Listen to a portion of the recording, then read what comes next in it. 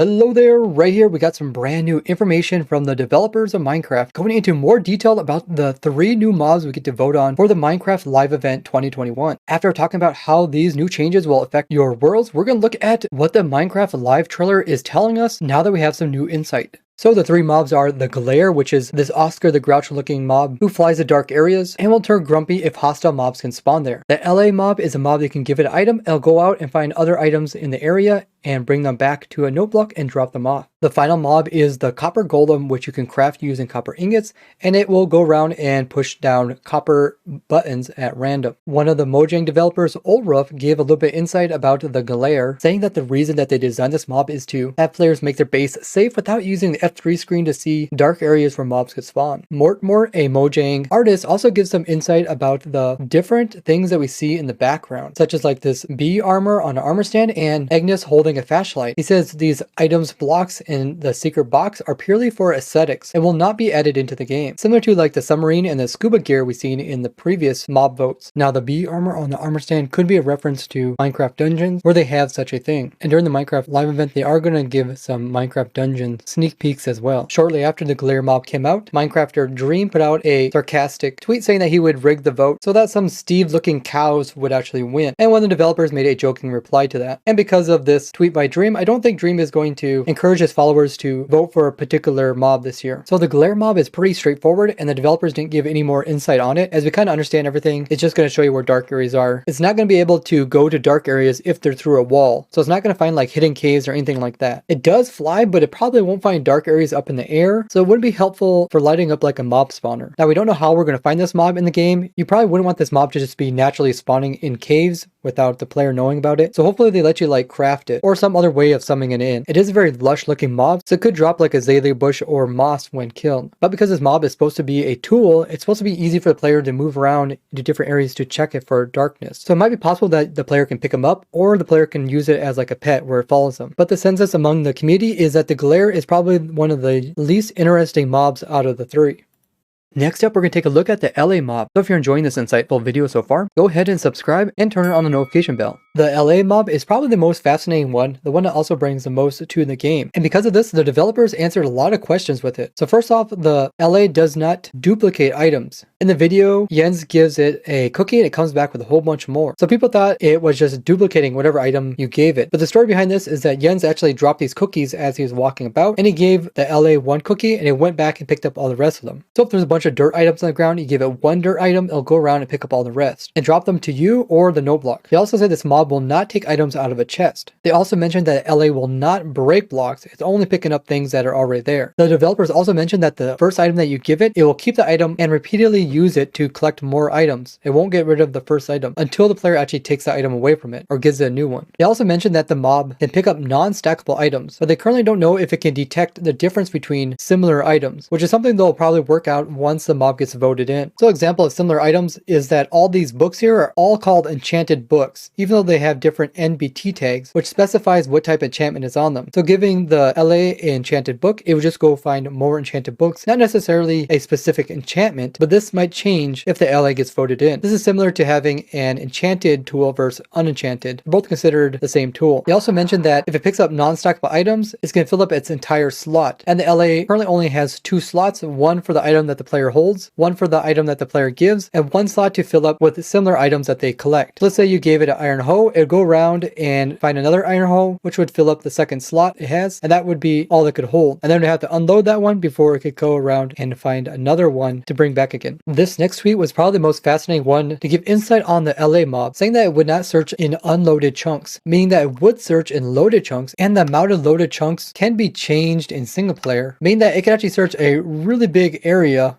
looking for items if that's possible, which could make the mob very useful early game, like finding chicken eggs in the area. Ulruf mentions that the first thing he worked on when he joined Mojang way back then was actually working on the Allay mob, meaning that this mob has been sitting in the back shelf for quite a while. Ulruf does mention that it has currently just 2 slots, but he does says that this might change in the future. But with even 2 slots, it can sort out non-stackable items. So something like Totems of Undying, which we get a lot of from my raid farm, it can actually sort those away from all the other weapons that the mobs drop. But depending on how fast it actually is is at sorting, you might need quite a few of them for a faster farm. With only 2 slots, it can be still useful in farms that are fairly slow and the items are difficult to collect, such as my amethyst shard farm, where sometimes the amethysts end up popping off and landing in weird locations that are hard to collect with the water stream. And this is where the Allay would come in very useful. It could come around and pick up all the little items that fall off. But in faster farms, you might need to have a couple of these critters helping you. This tweet kind of gives us some insight into its kind of redstone mechanics. He says if you build your redstone note block machine right, you can make a really interesting item sorter Allayification powered machines. So it might be that the mob does need to have the note block actually being powered on and off in order for it to actually drop items off at it. Otherwise, there wouldn't be really any redstone in this device. All you need is the Allay mob and a note block, which just sits there. And technically, you already got a sorter. Yes, you could expand upon it by putting like hopper minecart underneath the note block, so when it drops items on it, it automatically pulls those in. But you really don't need any type of fancy redstone like you would with a item sorter. The mob itself does all the sorting. Now, maybe they can make a redstone device which can automatically swap out the item that the Allay holds, maybe like a dispenser. As we know, it doesn't automatically switch out its sorting item. It's typically done with the player, so maybe a dispenser is a way we can do it with redstone. Other than that, it would just be a hopper going into a chest. The developers also said they're not sure yet if it will pick up like all the items in an area before it unloads them, or if it just, as soon as it gets one item, then it'll come back with that one item and unload it, and if it will constantly keep making trips back and forth, and when will it actually stop. These are things that they'll flesh out once the mob is voted in. They also say that the mob will actually have a lot of depth, so you can do some pretty technical things with it, such as it might like a particular note block, because note blocks actually have a couple different things. They have the different notes, which there's 25 different ones.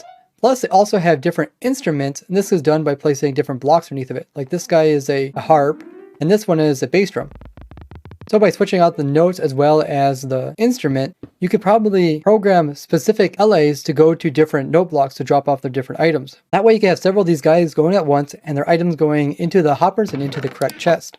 Now you could use redstone to switch out the instrument type, but you can't actually switch out the note type. That has to be done by the player. And it said all this extra detail will be finalized if it wins. Some of you guys mentioned if the Allay could be used to pick up like PvP loot or pick up loot after you died. And this wouldn't be a very good use for it because you would have to give it like a diamond sword in order to go out and pick up the diamond sword that was dropped by the player or your own death. And because you need a special Allay for every single item, it really wouldn't be worth it. I do have my own Twitter where I talk about these tweets, and you can follow me with the link down below. Now, even though the Allay looks very similar to the Vex, some of you guys thought that Allay would also be able to go through walls, and that's probably not going to happen because the Vex ability to go through walls allows it to go after villagers that are hiding in their houses. So it's unlikely they would give this property to other mobs. So as I mentioned in my previous video, using the Allay with like a wither, a tunnel bore, or a quarry is probably the best case, where it can blow up a whole bunch of blocks, and then you can give it like a special block, let's say diamonds or emeralds, and they can just go around and pick up that very specific item and unload it. And then when it's at the unload station, you can go ahead and activate it again. So you can constantly be getting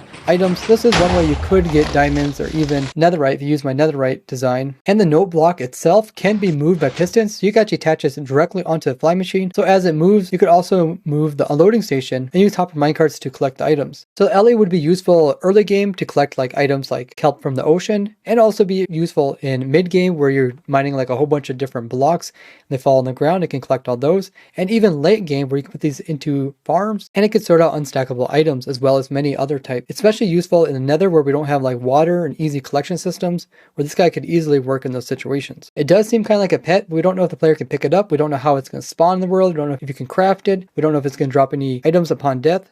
The third mob is the copper golem, which the developers also have some more insight for. They talk about how its main purpose is just to bring more dynamic and life to players' bases as they would go around and push copper buttons. But it will oxidize over time, which it will freeze when it's completely oxidized. They say if the copper golem does win, then they're going to add in the new copper button. Currently in game, we do have 2 metal pressure plates, but we don't have any metal buttons. But all the buttons we do have, they're only really broken into 2 different groups. We got the stone ones, and we also got the wooden ones. All the wooden ones act exactly the same with a little bit longer delay than the stone ones. So they're not that unique. So having a new copper button isn't going to bring anything new to the game, as the metal pressure plates actually detect number of entities because there's stuff sitting on them. I know some people thought that maybe the copper buttons would oxidize, and different levels of oxidizing would produce different redstone signals. but there's only 4 different types of oxidized copper. That would only produce 4 different types of redstone signals. And currently, if you want to have different redstone signals, it's not that difficult. All you would have to do is reroute the redstone to make it a little bit longer, and now you can have a lower redstone signal. So copper buttons wouldn't bring us anything new redstone-wise to the game. The golem itself would randomly push a copper button, so some of you guys thought it'd be cool to have a randomizer. But you can actually make a randomizer just with a dropper pointing upwards and then putting different types of items inside of it. And then when you power it, the items are come up and they're going to give different redstone signals. And there's also many more other types of randomizers that we already have in the game. So having a entity such as a golem perform this wouldn't make any sense. It would be unreliable compared to using redstone. They also say if the golem froze up, you would have to use an axe on it to scrape away the oxidize to deoxidize it, just like you would do a block. Now you might notice that the golem has a lightning rod on top of its head. And the developers do confirm that this is not just for show, and lightning will probably actually strike it, which would be another way to deoxidize it. So even though the main function of the golem seems like randomly pushing buttons, they said that wasn't the intent of this, and that was more about pathfinding to the buttons. The thing is, we have a lot of mobs that can pathfind, so having another one is just a bit redundant. Now some of you guys thought that this golem can actually AFK like a player would, but that's not the case. It's just gonna be like other golems. They don't load chunks, they don't do anything special. Just like mobs can step on pressure plates, this golem can happen to push buttons. It's not going to help us do any redstoning better. It actually has very little to do with redstone, even though people seem to keep thinking it's somehow going to help redstone. Having golem randomly push buttons is more for lore than it is for designing contraptions. Now we know that it's going to take copper ingots in order to build up this copper golem, and if you kill it, it's probably going to drop less copper ingots than it started with. We don't know if it's actually going to be considered a pet, and we don't know if we can actually prevent it from freezing, like putting wax on it or oiling it. If it does freeze, we don't know if it's going to be like solid like a boat or if it's going to turn into a block. They also came out with a 4th video kind of summarizing that all 3 of these mobs are up for vote, and you can do this on October 16th, this Saturday. So based off of the tweets and the replies on Twitter by the developers, it really seems like there's a lot of interest for the Allay mob compared to the other 2. And overall, it just seems like a more dynamic mob that can be used early game, mid game, and even late game by all types of players. Now the mob vote is shown in the Minecraft Live announcement trailer, where the chicken actually votes on the second mob, which would be Allay. Also in the trailer, they do mention 3 distinct features, which we thought might be a representation of the 3 mobs that we can vote on. One was quadramorphic ender vision, which could have related to the glare's ability to see dark areas. Pillager radio sound, which might have been related to Allay's ability to sync up with different note blocks. And beacon broadcasting system, which is metallic like the copper golem. But now that all 3 mobs are released, it doesn't seem that anything in the trailer really has to do with the mobs that we are voting on, which is actually different from last year's trailer, where all the mobs that we voted for were actually in the trailer. Now in my previous video covering the announcement trailer, I went into a whole bunch of different things that these 3 themes could possibly be. But one of the things that I didn't mention that could tie in these 3 themes, plus the mention of 4 that comes quite often throughout the trailer, this all could be related to the Illusioner. The Illusioner mob is actually already in the Minecraft game, it's just not in there for survival. It also has the ability where it can split itself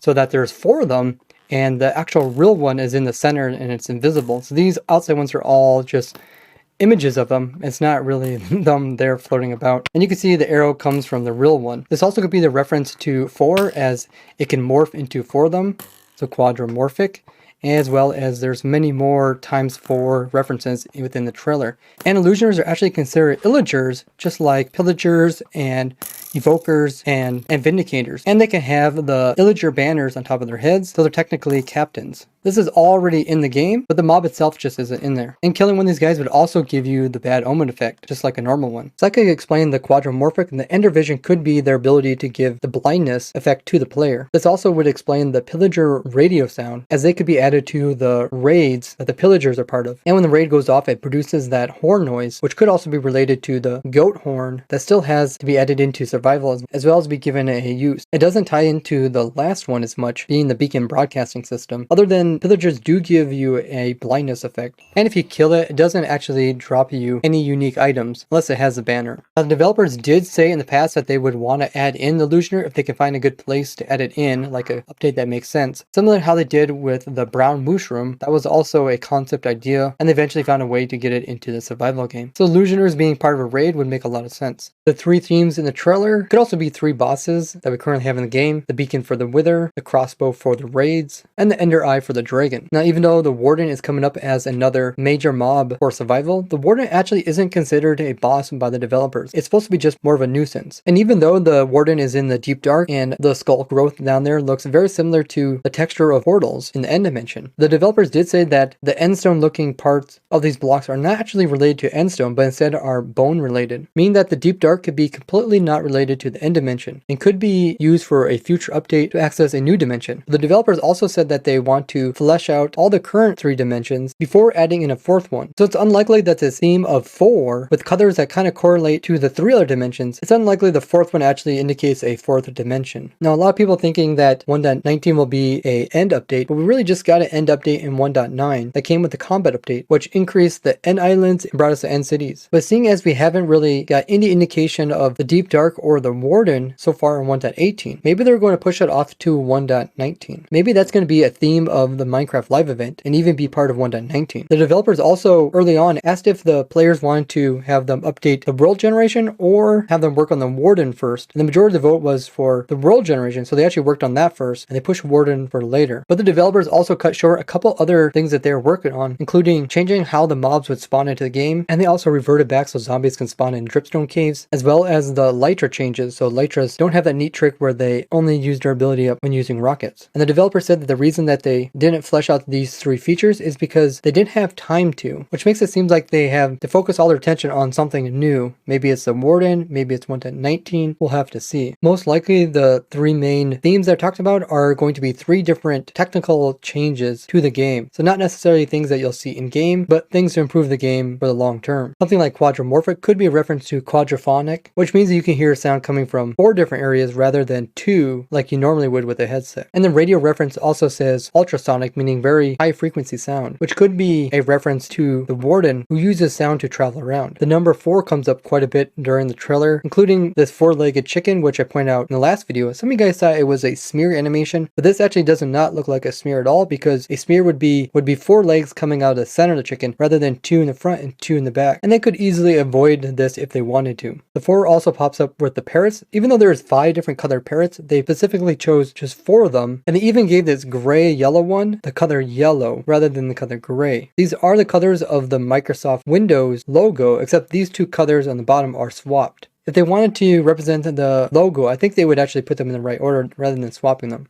This 4 could represent them going with a different type of color technology, which allows them to have more variation in color, or it could be increasing the graphics by 4 times. Phone numbers also pop up in the video twice, one down here, it's very hard to see, and one right here. We did run these numbers through an anagram as well as a phone anagram, but we couldn't come up with anything that made any sense. But it could represent like a seed or like a server IP. You guys also point out at the end of the video where they show these beacons, the block spacing isn't quite aligned, where these trapdoors don't line up with the beacons, and it seems like the beacons are submerged half a block into the ground, and there's also like a quarter of the block taken out of these blocks. I think this is just all visuals, and I don't think it means that we're going to get quarter blocks into the game. So I definitely think that they're going to come out with more information about the warden, as well as come out with some technical changes during the Minecraft live event. As 1.18, they put out already a lot of really technical things behind the scenes with the game, many more than we've seen in the last 12 years. If you'd like to see my other predictions for the Minecraft live event, check out this video here. If you'd like to see how I made an automatic farm for almost every item in the game Minecraft, check out this playlist over here. Let me know your guys' predictions for Minecraft, and remember to subscribe as well as have that bell button hit, as I will be doing a live stream during the event so we guys can talk about all the new things as they come in. So make sure to also follow me at my Twitch channel. I would like to thank all you guys for watching, and I will see you guys in the next one. Bye bye!